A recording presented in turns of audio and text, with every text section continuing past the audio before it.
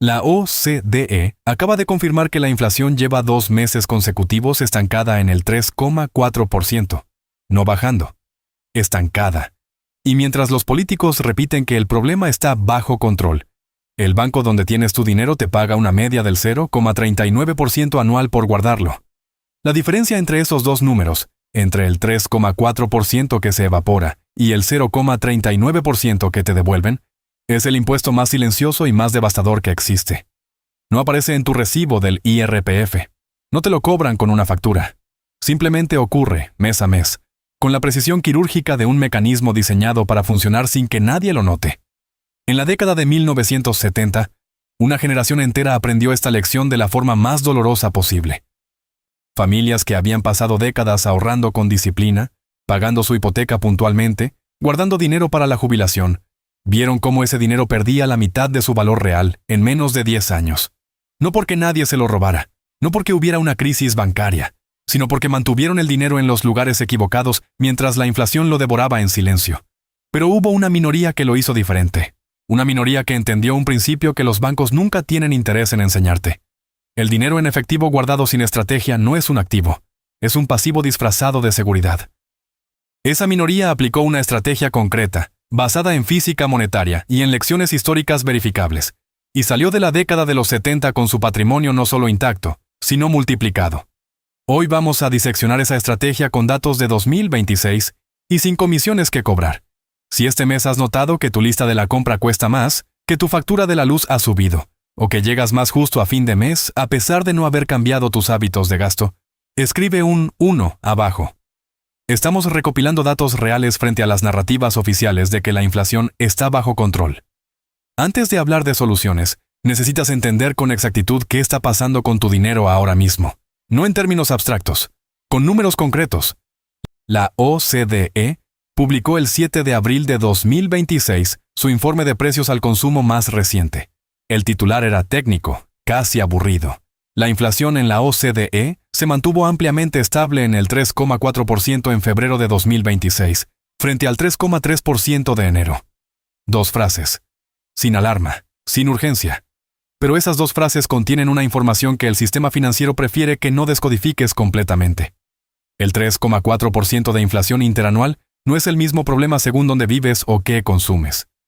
Para la cesta de alimentación, la inflación de la OCDE, en febrero de 2026, fue del 4%, subiendo desde el 3,7% del mes anterior. Eso significa que lo que compras en el supermercado se está encareciendo a un ritmo del 4% anual. Si tu cuenta de ahorro paga el 0,39% de media, según los datos de la Reserva Federal Americana, estás perdiendo poder adquisitivo en la partida más inelástica de tu presupuesto, la alimentación, a un ritmo del 3,6% anual. Sin hacer nada, sin equivocarte en nada, solo por mantener el dinero donde el sistema te dice que lo mantengas. Pero hay más. La OCDE revisó en marzo de 2026 sus previsiones de inflación para el año completo. El conflicto en el Estrecho de Hormuz y la subida del precio de la energía llevaron a la organización a elevar su proyección de inflación para el G20 en 2026 desde el 2,8% que preveía en diciembre hasta el 4%. Para Estados Unidos específicamente, la OCDE proyecta una inflación del 4,2% en 2026. El organismo fue explícito.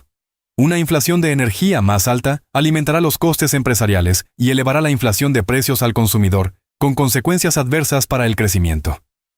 Tradúcelo al lenguaje cotidiano.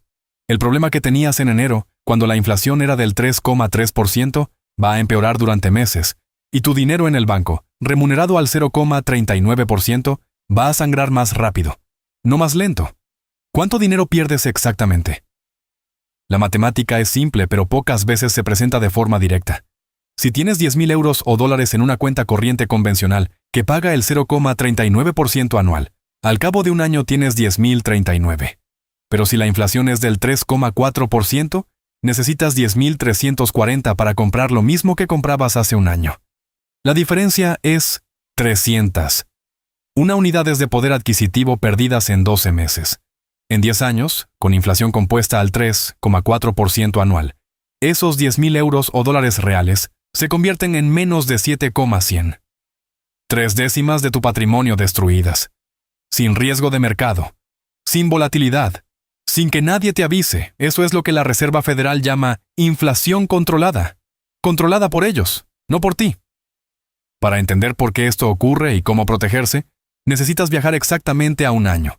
1923. Berlín, Alemania, el epicentro del experimento monetario más destructivo de la historia moderna de una economía industrial desarrollada. En enero de 1923, un dólar estadounidense equivalía a unos 18,000 marcos alemanes. En agosto, equivalía a 4,6 millones. En noviembre, a 4,2 billones.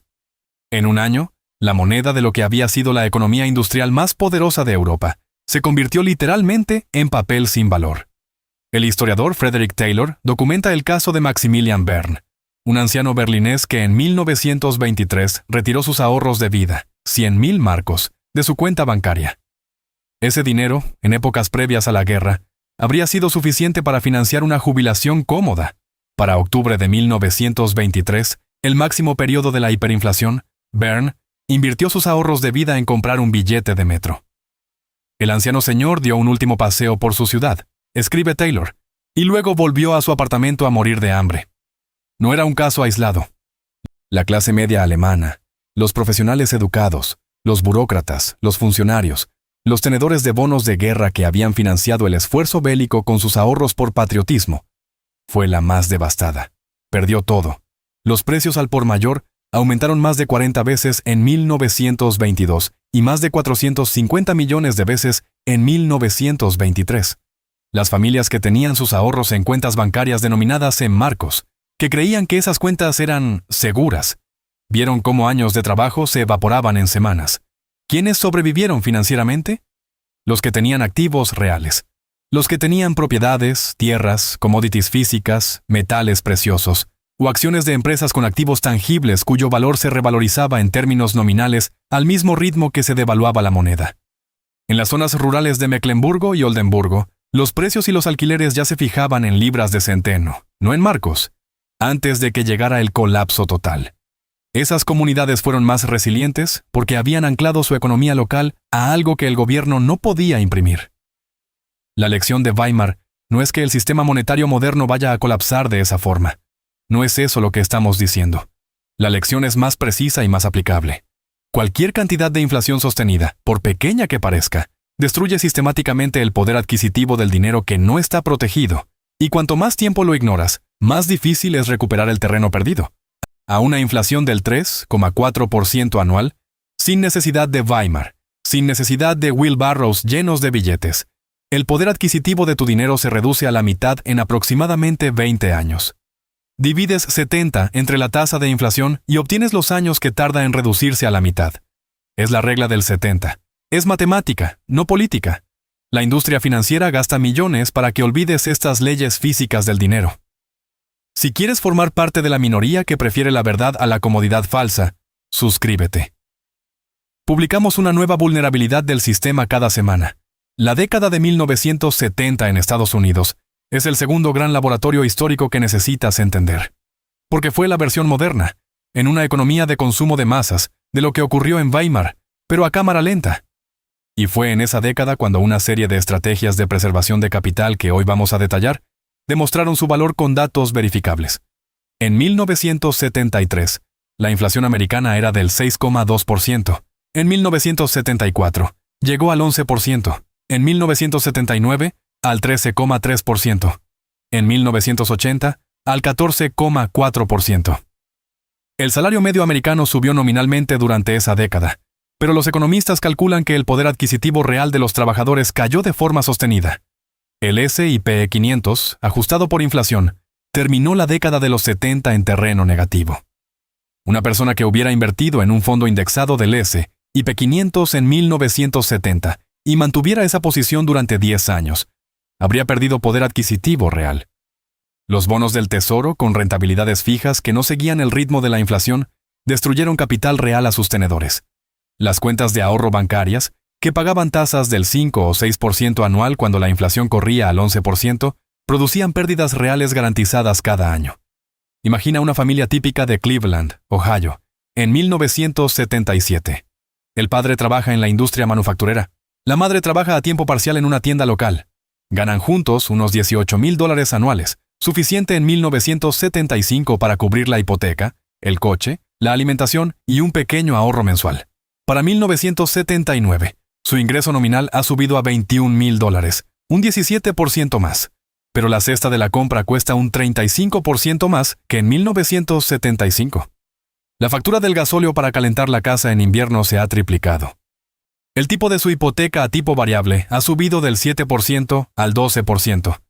Los ahorros que tenían en el banco, $8,000 acumulados con disciplina durante años, han perdido un 30% de su valor real.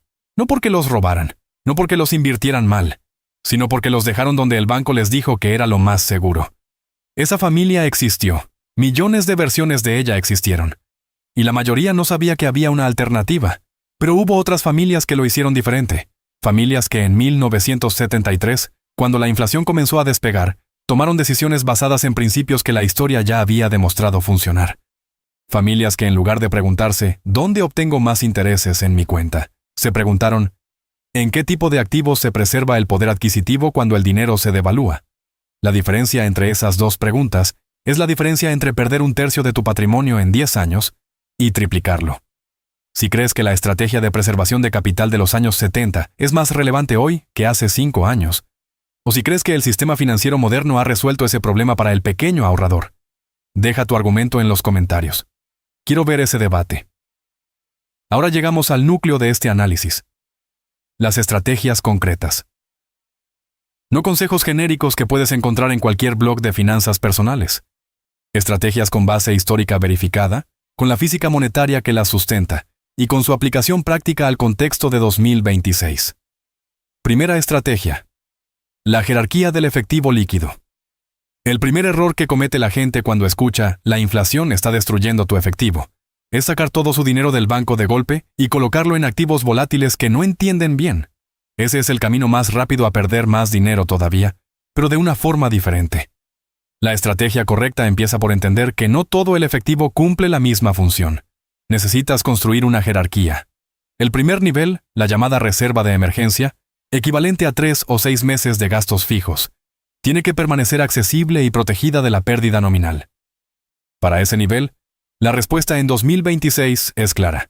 Las cuentas de ahorro de alta rentabilidad, los llamados High Yield Savings Accounts, que están ofreciendo hasta el 5% de rentabilidad anual en el mercado americano según datos de Fortune de esta semana.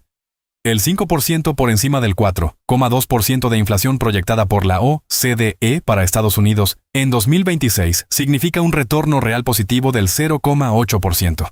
Pequeño, pero positivo. Eso es lo máximo que puedes pedir de un activo completamente líquido y sin riesgo nominal. El error no es tener efectivo. El error es tener más efectivo del que necesitas para tu reserva de emergencia en una cuenta que paga el 0,39% de media nacional.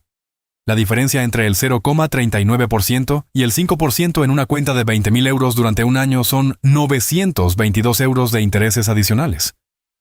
En 10 años, con reinversión compuesta, son más de 12,000 euros de diferencia.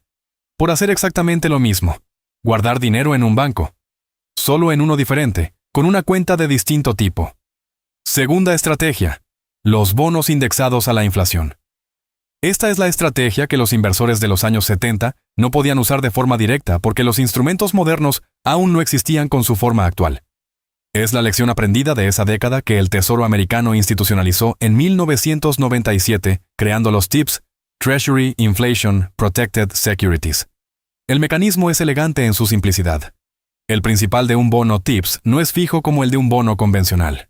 Sube con la inflación y baja con la deflación, siguiendo el índice de precios al consumo. Los intereses se calculan sobre ese principal ajustado. Cuando el bono vence, recibes el mayor entre el principal original y el principal ajustado por inflación. Es decir, en un escenario de inflación sostenida como el actual, no puedes terminar con menos poder adquisitivo real del que tenías cuando compraste el bono. La inflación está integrada en el instrumento.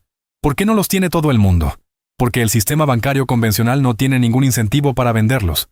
Un banco que te coloca su propio depósito al 0,39% gana el diferencial entre ese 0,39% y lo que él obtiene prestando ese dinero.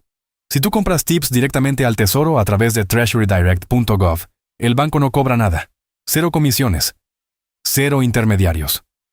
Es la razón por la cual tu asesor bancario probablemente nunca te los ha mencionado. Tercera estrategia. I-bonds, los bonos de serie 1. Menos conocidos que los TIPS, pero igualmente poderosos para el pequeño ahorrador. Los I-bonds son instrumentos del Tesoro americano cuya tasa de interés está compuesta por dos partes. Una tasa fija y una variable que se ajusta cada 6 meses según la inflación. No pueden generar rendimiento negativo. Tienen un límite de compra anual de $10,000 por persona, lo que los hace ideales como capa de protección sistemática del ahorro mediano. No se venden en bancos, no tienen intermediarios, solo se compran directamente al gobierno. Eso debería decirte algo sobre por qué no son el producto que los bancos te recomiendan.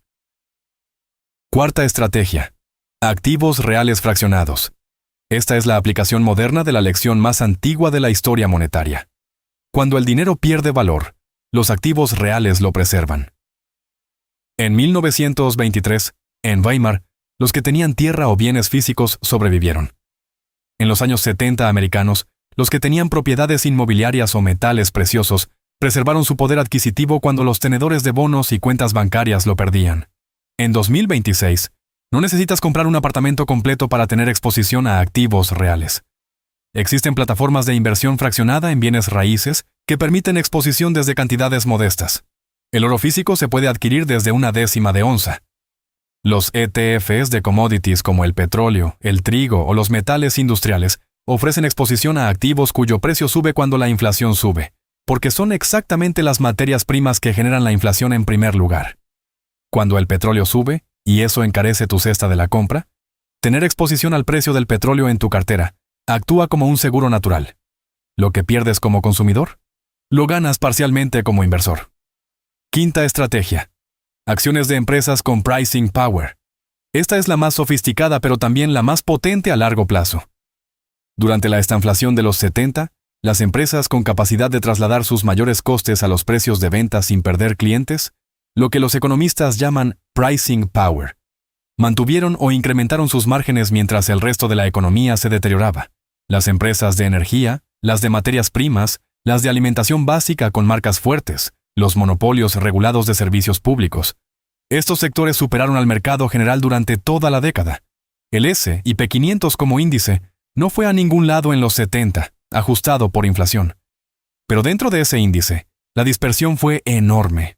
Exxon, Chevron, las empresas de utilities, las grandes compañías agrícolas, multiplicaron su valor real mientras el índice general lo perdía. La diferencia no fue suerte. Fue la estructura de sus negocios, su capacidad de trasladar la inflación de costes a sus clientes finales. Es una forma de física empresarial. Las empresas con poder de fijación de precios son conductos de la inflación, no víctimas de ella. Hay una advertencia que ningún canal de educación financiera con interés en que compres productos específicos te dará. Ninguna de estas estrategias elimina el riesgo. Los TIPS pueden generar retornos reales negativos si la inflación cae más rápido de lo esperado. Los I-bonds tienen restricciones de liquidez. No puedes rescatarlos en el primer año. Los activos reales fraccionados tienen riesgo de mercado y de plataforma. Las acciones con pricing power pueden caer si la economía entra en recesión profunda. Las cuentas de alta rentabilidad ajustan sus tipos cuando la Fed recorta tipos. Lo que sí hacen es resolver el problema concreto que plantea el entorno de 2026, un 3,4% de inflación persistente, que la OCDE ya prevé, escalará hasta el 4% durante el año, combinado con cuentas bancarias convencionales que pagan el 0,39% de media. Ese diferencial del 3% o más es una certeza matemática de pérdida de poder adquisitivo. Las estrategias que hemos descrito no son apuestas especulativas.